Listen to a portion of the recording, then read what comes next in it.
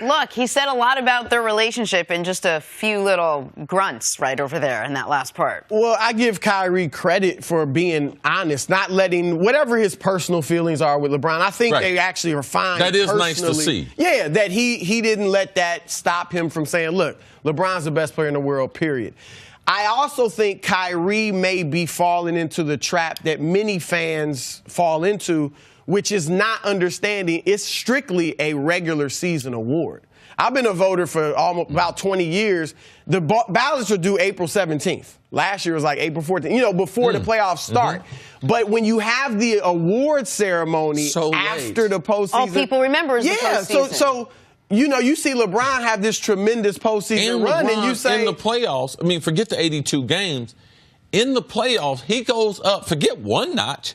He goes up two notches. Exactly. So, he's hitting clutch jumpers. His numbers are off the chain. He's playing 44 minutes a game. Yeah, you can make an argument for him getting the MVP based on what he did in the regular season, but James Harden was just here's the other issue, and Kyrie was right when he said it's hard judging MVP now because there's no defined criteria. The NBA doesn't set, they don't say just who was the best player, period. So to some voters, it's the best player, period, regardless of team record, whatever. To others, it's the best player on the best team. I try to take several things into account: individual performance and stats, team success, supporting cast, even historical implications at times, And for instance, LeBron's clearly the best player in the world. Nobody, I don't think any voter denied. It would be cleaner and simpler if the NBA did what I would like them to do, which is have that be a distinction that is announced every year. Just simply, just say, best player, who holds the title. The best player alive is X. And LeBron would have held it for about the last decade, and you can see, then. Well, so you saying make the MVP a different award, have a separate award from the league MVP for the season, and just have the media say who's the best basketball player in the league. Then people would have a much easier time with Harden winning his MVP, with Nash winning his MVP. Yeah. Because you would say, okay, they won the MVP, but we all acknowledge this guy's the best player. The one thing that's been consistent is this is not a new argument. Correct. The best players in the world are not going to win as many MVPs as they should. Jordan should have won more. Kareem should have won more. All these guys, because people go through the fatigue of 82 games, and every year it's who can we prop up? Anthony Davis got a great chance. The reason why? He hadn't won one. Yeah. And people would like to see him. But I believe you look at the stat lines, but also you have to look at the stories that inside of what the numbers say. Now, Harden had a career high, 30 points he averaged a game. But that's also adding a superstar in Chris Paul. That's also in the storyline. They won 65 games, the best record. So that was worthy of MVP. But LeBron, we act like Harden averaged 30. LeBron only averaged 22. LeBron almost averaged 28. Yeah. And a career high in rebounds and assists. And he was the only guy on their team. Yeah, shot 10 points higher from the field than Harden. And, I mean, there's no one who went through something mentally like Kyrie to IT to another trade of a bunch of bums like LeBron. So for me, he had the most valid case in what he did this year and also playing in those 82 games. But the one other thing that was interesting about these comments, though, was not about Kyrie's opinion, but about what it said about he and LeBron and their relationship. Because one thing I think the average fan has gotten wrong is that the reason Kyrie wanted out of Cleveland is because he couldn't stand LeBron James. I've never been told that. I have no reason to believe that. Kyrie's comments have never validated that. Their interactions on the court, whether it was game one of the season, the All-Star game, at any point never led you to believe that. Kyrie wanted his own team.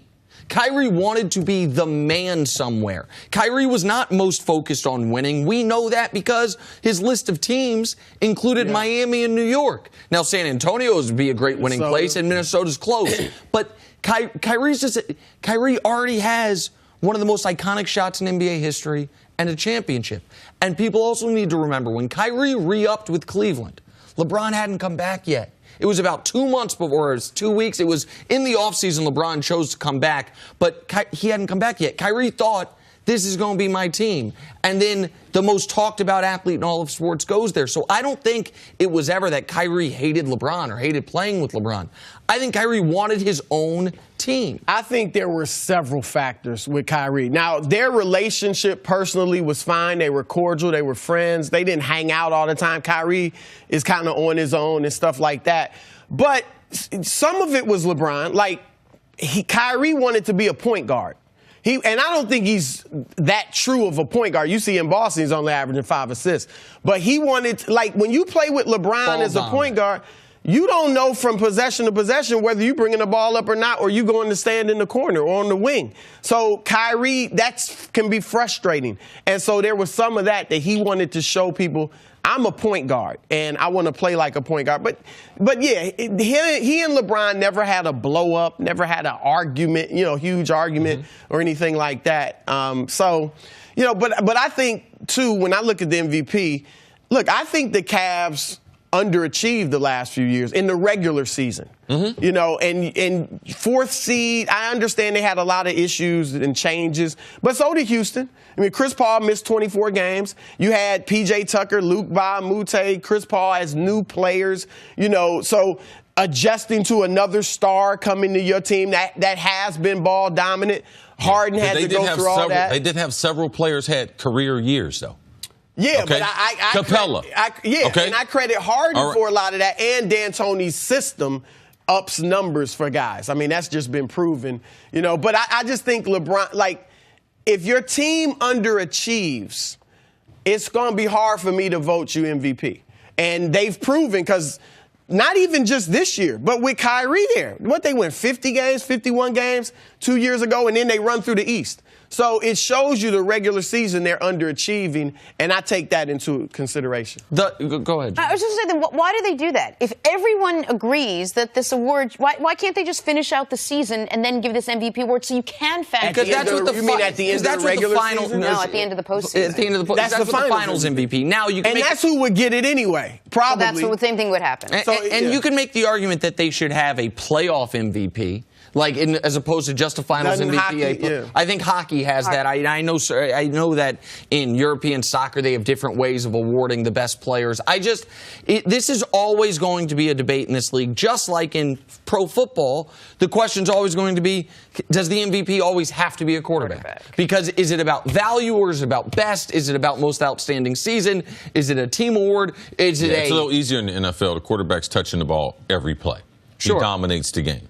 But years ago, right, it wasn't always a quarterback. You had a lot of running backs getting it back in the day. Now, running backs were a bigger role back then. Well, yes, they're still getting more touches. The quarterback's still not able to dominate the game. The NBA, though, the guy can play on both ends of the court. It's just the 82-game schedule. I believe that we get fatigued talking about the best players. So eventually, we're always looking for an upset with the MVP, and that's what typically they've done. It'd be nice if they said, if the league just defined it as, look, the best player, regardless of record, team record, what player had the best season individually? That would be interesting, because then you'd bring in Anthony Davis, Adetokounmpo from Milwaukee. That would really make it interesting, because I think you get a lot more guys getting votes.